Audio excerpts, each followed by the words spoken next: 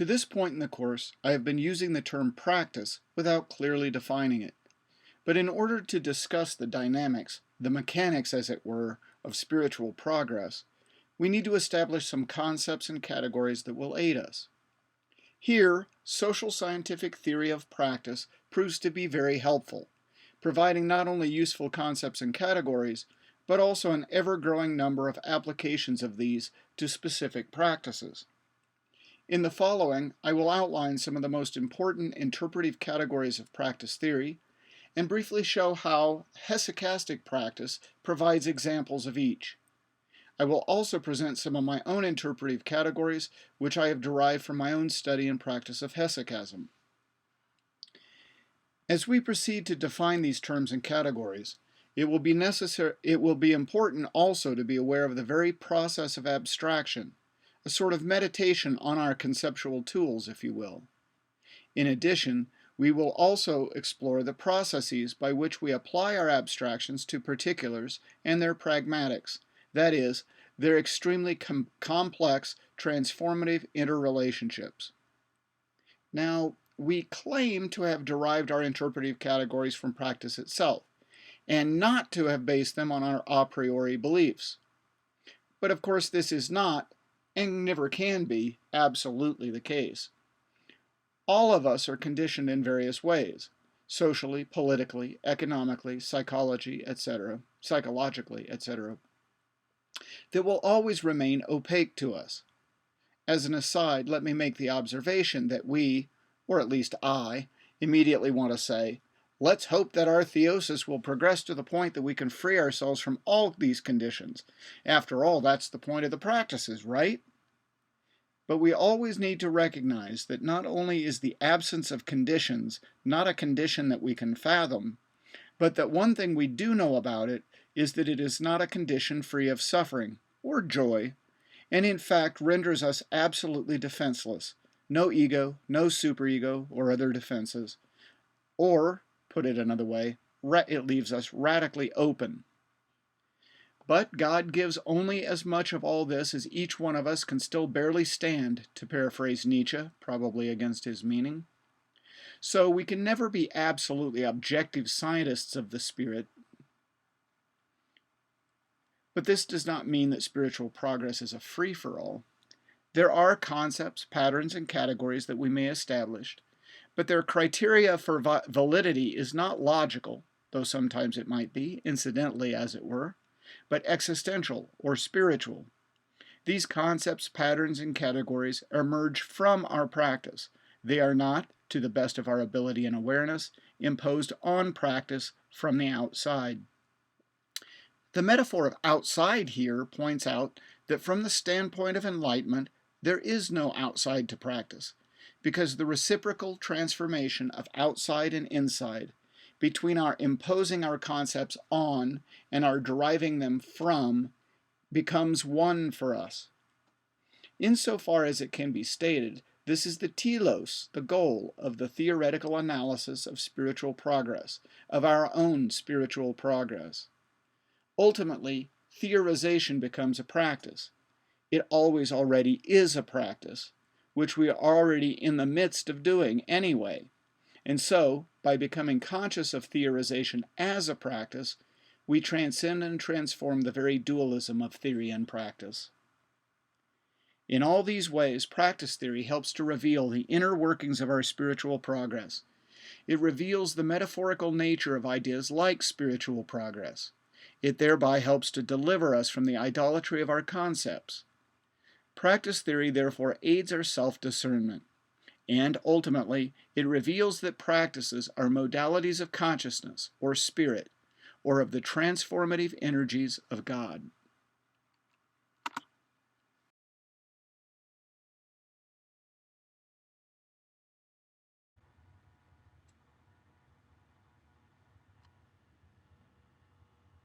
Provisionally, we can define a practice as a teleological arranged set of symbols, concepts, and actions that produce transformations in the practitioner and in the practitioner's social context, which in turn transform the practitioner. What distinguishes spiritual practice is that these transformations reciprocally transform the very conditions of the practice, the symbols, concepts, and actions, such that the reproduction of the system of practice produces further transformations. The telos of the entire system of spiritual practices is transformation. According to the social scientific theory of practice, or practice theory, the issues that must be addressed by a theory of practice include, first, the relationship between the physical bodily nature of practices and their mental and or spiritual corollaries. Of course, this category cuts across other categories, since the relation of the physical and mental or spiritual relates to questions of cosmology, anthropology, ethics, prayer and asceticism, and other areas. Christian cosmology, for example, gives us a symbolic world in which the relationship between the physical and the mental is one of mutual transformation. And this cosmology is embodied literally in ascetic and prayer practices, which in turn reflect the cosmology and enact it. Thus, the distinction between outer and inner practices provides a teleological structure to the practices, arranging them in a symbolic hierarchy that conforms to the symbolization of spiritual life as a progress or path in stages. Other examples of these complex categorical relationships abound, but I would just like to mention one of my favorite. The idea that the virtues are nothing less than the modalities of God's presence in the world. The practice of the virtues, which is the name for a specific cluster of practices that, along with prayer, form the centerpiece of the purification stage of practice, the practice of the virtues is the manifestation of the energies of God within and through the body of the practitioner, who thereby effects transformations in the world. A second issue that must be addressed by any theory of practice is the relationship between individual and corporate practices. Hesychastic prayer is usually solitary, but it assumes a corporate context, that of the church, of one's community of fellow practitioners, for example, a monastery or parish, or a tradition, and of course, the communion with the saints and with God. Here, an important but overlooked example is the many customs that develop in monastic and parish life around balancing the individual and communal. For example, hesychasts sometimes say that the private recitation of the Jesus Prayer can take the place of liturgy if the latter cannot be attended regularly. The hesychasts also recommend the recitation of the Jesus Prayer during the liturgy if one is not involved in psalmody. And of course, psalmody itself is a complex practice that incorporates, pardon the pun, both individual and corporate roles. A theory of practice must also take into account the roles of individual agency and social determinism and their relationship. Agency is defined by practice in practice theory, though the causal mechanism of this definition is a point of controversy. That is, does the practice determine the person, or does the person determine the practice? Or if the relationship is dialectical, how so? If the defining of agency by social practice is exaggerated, agency is lost. On the other hand, if agency is exaggerated, then it's hard to see what constitutes a social practice, or indeed society itself. Here I think that most scholarly work on the question of agency and determinism has failed adequately to take account of the role of transformativity. A merely socio-political economic conceptualization of power is not adequate in spirituality, and I would argue is not adequate in social, political, or economic theory either. For this kind of an argument, see my work on environmental theology. I will address the dialectics of spirituality later, but for now, suffice it to say that transformativity rejects any dualistic positing of principles that must be then resolved dialectically. Rather, transformativity places us within dialectical processes that are always already underway, and emphasizes the many ways that we influence the process and the process influences us and transforms us reciprocally. In this light, practice theory of spirituality cannot begin by absolutizing either agency or determinism, but must begin in media res, with the rich and changing interrelationships of practitioner and practice. So this raises a fourth problem that must be addressed by a theory of practice, namely the means of production and power in the practice. The theorization of power has an interesting and informative history, which is nicely encapsulated by an article by Richard Valentassus. What this history shows is that power was initially theorized in binary ways, in the relations between oppressors and oppressed, relations of coercive power, or relations between social groups and individuals. More recent theories, like Foucault's, have sought to conceptualize how power emerges from or is a function of particular socio-political matrices, along with language and knowledge, and how subjectivation, that is, the defining and formation of subjects, arises in and through such matrices. How, we might say, the socio-political ideological formations are taken on board and shape individuals and groups. In the context of this theoretical development, practice theory represents a clear advance, providing a much more nuanced theoretical construct for incorporating all these and other concerns vis-a-vis power. However, many of these theories, including Valentassus's own contribution, focus too much on the externalities of power, its socio-political expression. Even though Valentassus begins with a famous passage from the Desert Fathers, where Abba Lot advises Abba Joseph to take his spiritual progress a step further by becoming like fire, Valentassus is primarily concerned to show how such a discourse becomes possible. What are the social relationships and assumptions that must be present for such a conversation to take and relationship to take place at all? While this is an important concern, it does not touch on the spiritual issues at play, or only indirectly does. In addition, while we could simply extend the range of the theory, stretching it to cover not only these socio-political conditions, but also spiritual conditions, this would not overcome or even address the assumed dichotomy of society and subject, or inner and outer experience. Jacques Derrida, in particular, attempted to overcome such dichotomies through examining various modalities of impossibility.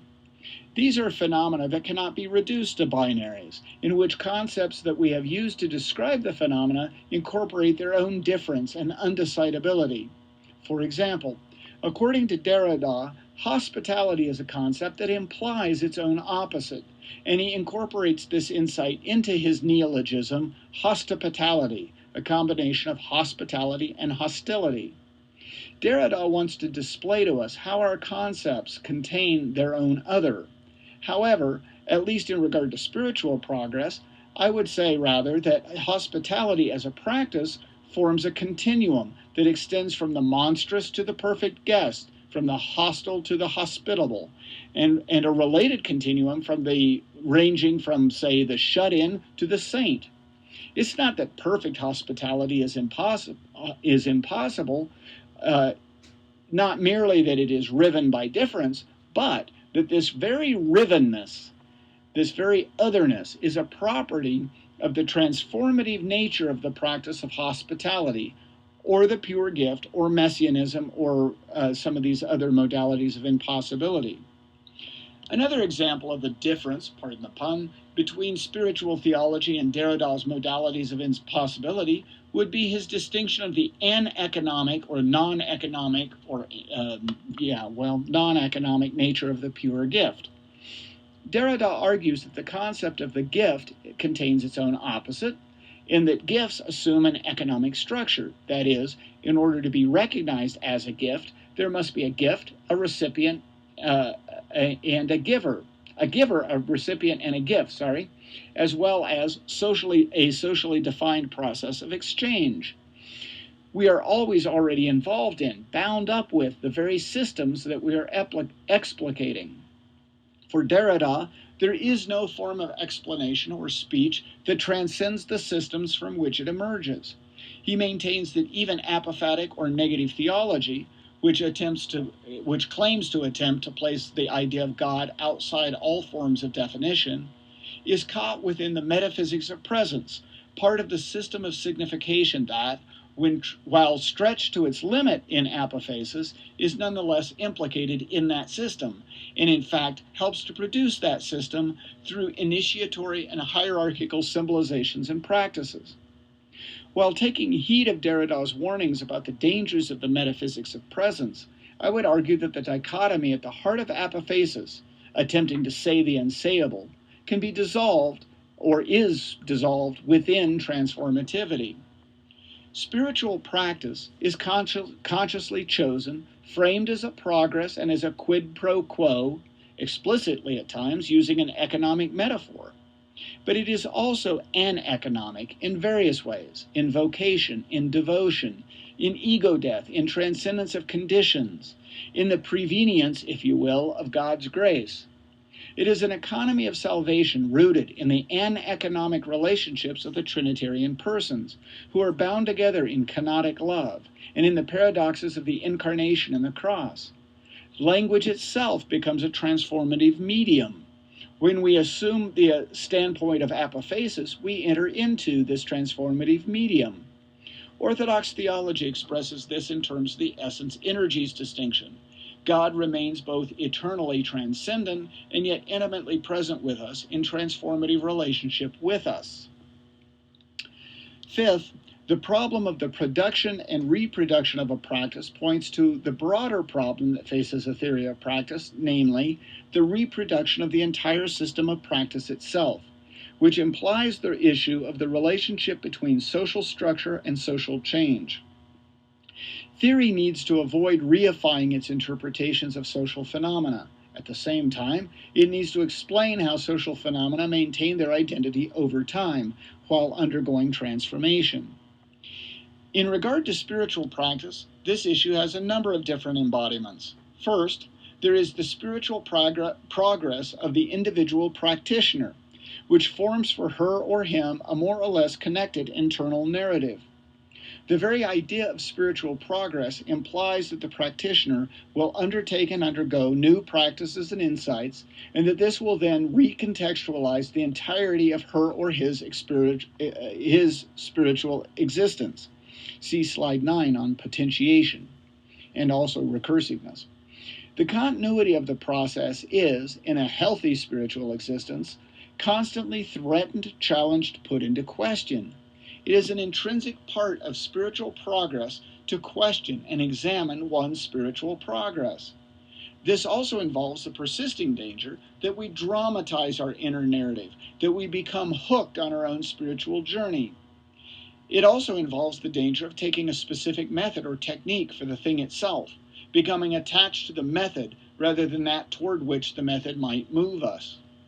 So, it is important to remember that spirituality is a dialectical process in which the difference between thesis and antithesis does not result in contradiction and elimination of one of the terms, but in sublation or synthesis, in which both terms are preserved at a higher level of consciousness, which this is the process Kierkegaard refers to as potentiation. This means that every teaching, every practice operates at multiple levels of progress or consciousness simultaneously. They are multivalent.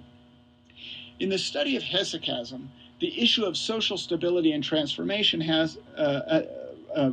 implies a number of other issues, which do not directly concern us here. For example, the contested idea of hesychasm as a tradition, the relationship of that tradition to the ecclesiastical structures, the institutional church, or the relationship between the institutional church and the mystical church, the socio-political roles of hesychasm historically and today. We might also look at the relationship between monastic and non-monastic practitioners of hesychasm. These issues of socio-political legitimacy do have direct effects on our utilization of hesychastic practices. After all, for example, if the monks are in possession of esoteric teachings that are not shared with lay people, as is sometimes claimed, then lay people are disadvantaged spiritually through this socio-political relationship. Another problem that comes from social scientific theory is the relationship between synchronic and diachronic descriptions of social structures and social change. We have the same issue in regard to spiritual practice, namely, that we can describe spiritual progress in terms of discrete practices or attainments, experiences, virtues, etc., arranging these structurally in terms of their placement within different levels of progress, for example. But we can describe the same progress in terms of a kind of flow without beginning or ending. I like the word continuum. Here we might utilize St. Dionysius's images of the different kinds of spiritual ascent, linear, circular, or spiritual. Or, as I have said elsewhere in regard to Plato's allegory of the cave, we might say that each one of us is, in different respects, at different times, at all places in and out of the cave. I have tried to sum up some of these ideas in the concept of continuum. See slide 5. Sixth, the multivalent nature of the exercises, activities, and goals in any practice, which I will discuss more thoroughly later, is also a key component of any theory of practice.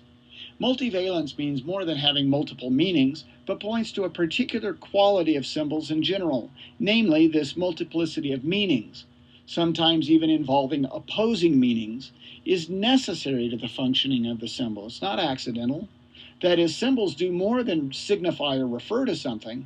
They create a multifaceted and transformative atmosphere in which the symbolized can be experienced, and which enters into a transformative relationship with the experiencer.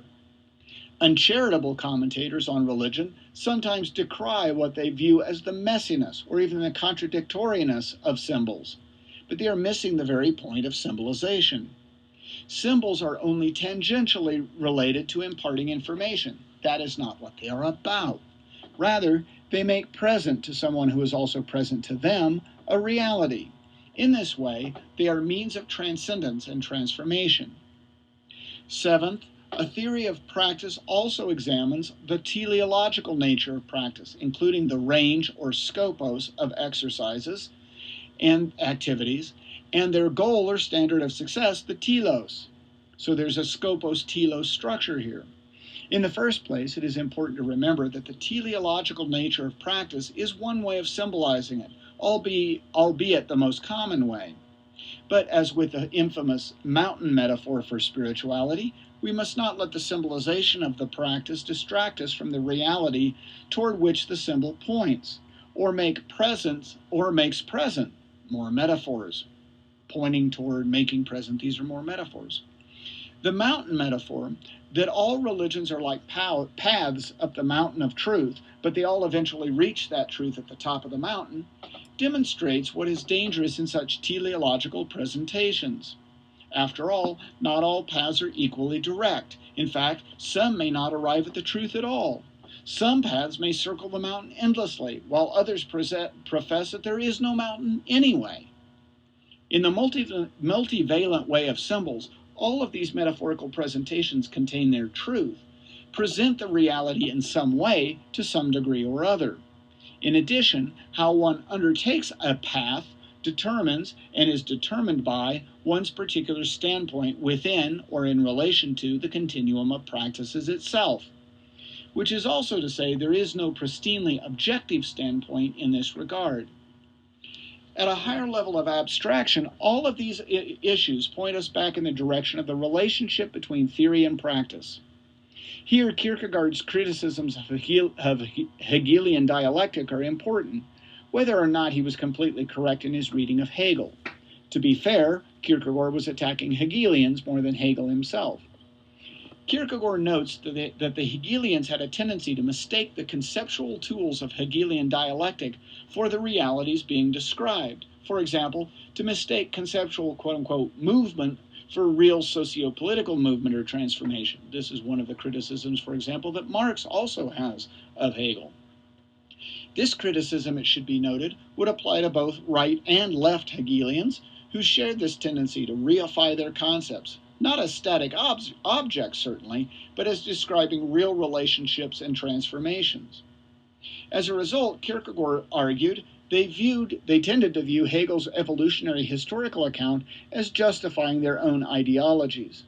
Kierkegaard saw this as a deception, a self-deception, feeding the consumerism and mass media frenzy that threatened to eliminate true subjectivity, a condition that Nietzsche would later call the herd morality.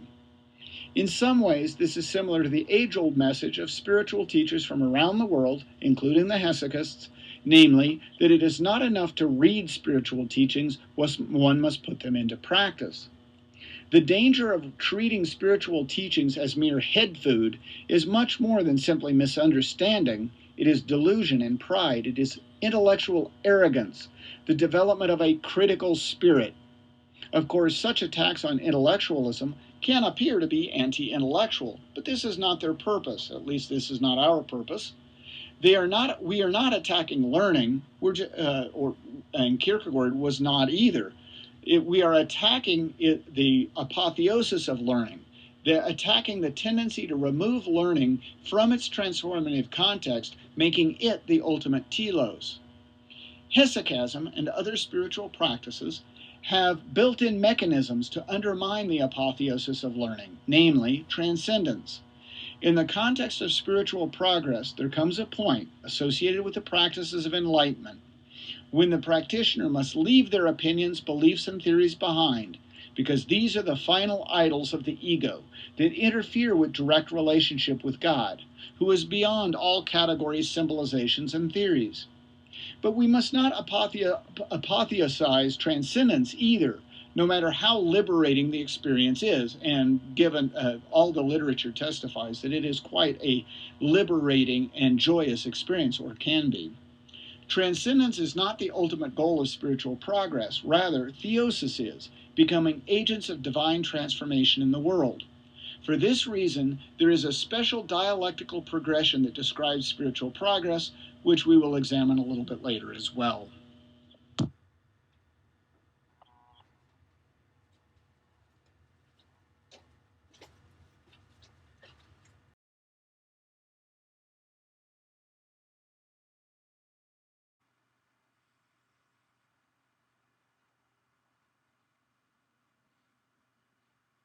What I have, what I have labeled transformativity is simply the ongoing reciprocal transformations that occur between practice and practitioner.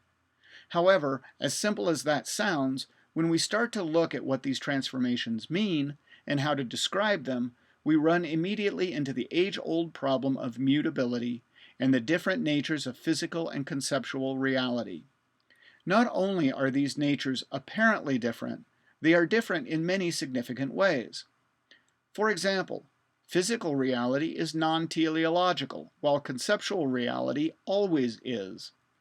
Physical reality is, as Descartes would say, extended. It occupies space. Conceptual reality is not and does not. The list could go on and on.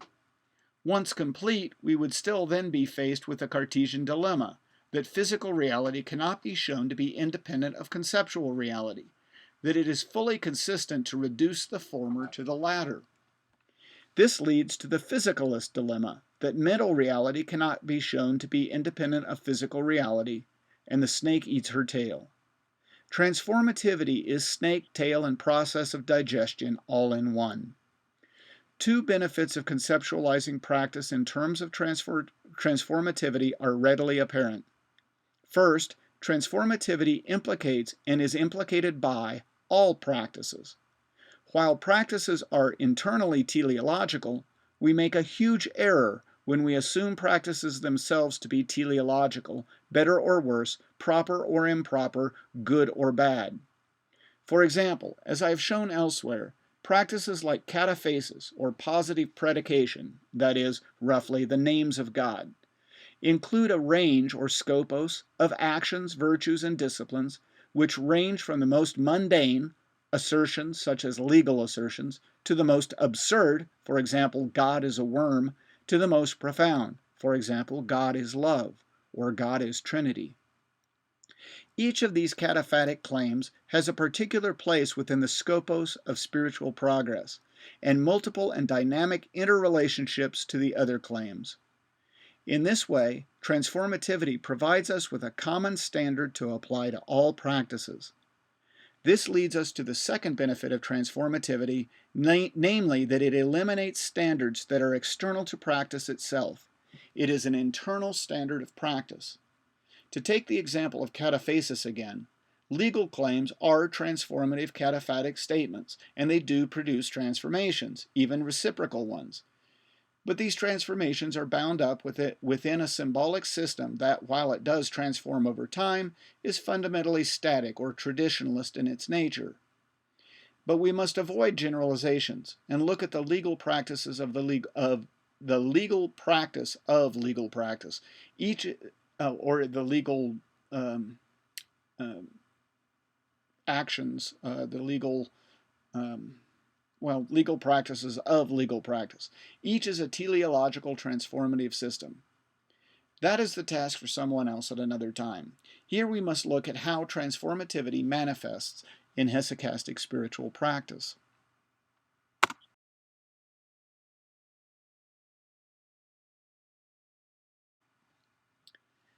A hallmark of practices is that they are intentional, meaning in this context that they are purposefully undertaken. So I'm not using it right now in the phenomenological meaning of intentionality.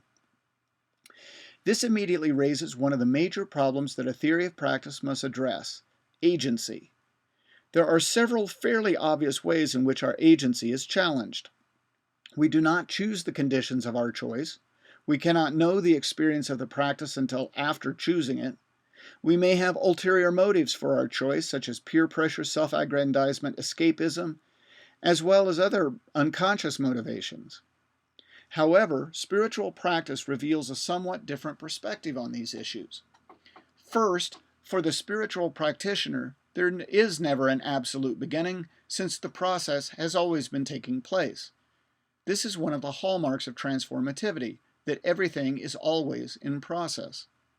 Second, from the standpoint of enlightenment, we see that everything we have experienced, not just that experience that we label spiritual, has been part of the total continuum of the practice. This means that not only that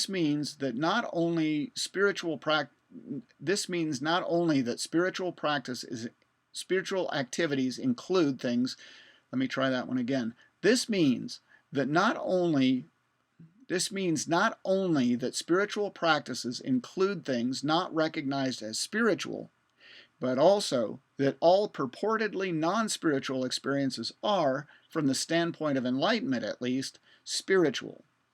In addition, in hesychastic practice, we can never fully know the goal, or even become it, since it is union with God, who is infinite. This means that we are always in constant process, underway in a variety of ways, at a variety of levels at the same time. The point is, our understanding of the purpose for which we undertake spiritual practice will differ over time, and in relation to our spiritual progress, spiritual frustrations and limitations, discernment, and other factors, most importantly, God's plan for us. Overall, however, the process is usually described as a progress, albeit with backslidings, and therefore, as we will see, there is the effect of potentiation or recursion. See slide 6. Or, to put it another way, the intentionality with which we undertake spiritual practice is itself teleological. It potentiates, to use Kierkegaard's term, over time and with effort. This also means that the goal is something like a pure intention, where intention and fulfillment of intention unite.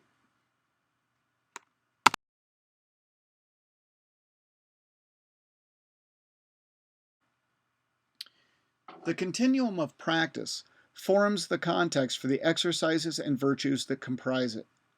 Just as there would be no continuum of practice without exercises and virtues, so there could be no exercises and virtues without the continuum that gives them their meaning or context. In practice theory, what I am calling the continuum goes by various names, including suffusion and threading through. Suffusion describes a kind of background phenomenon, such as affect or culture, that provides the thick environment of a practice. An example of this would be the shared understandings we find in hesychastic texts, that certain things are assumed to be the norm or baseline, and therefore are not explicitly addressed, but assumed. These understandings are examples of how things like culture, language, education, and even social status suffuse practices.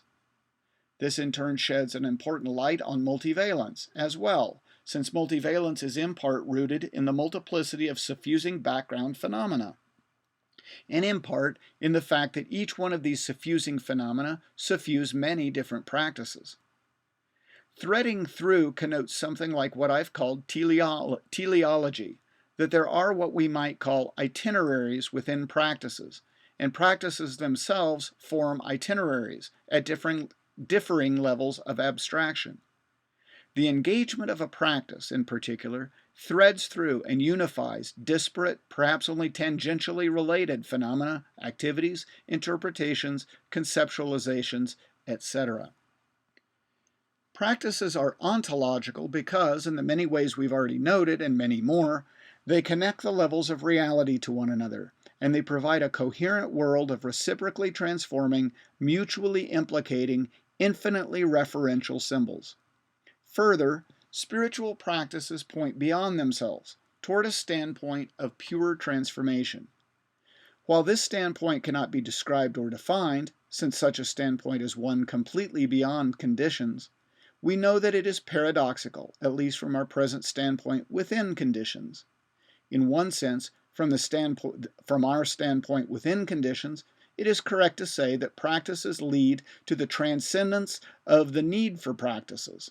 That is, when, God willing, we attain enlightenment, that is, transcendence of conditions, then practicing would be redundant.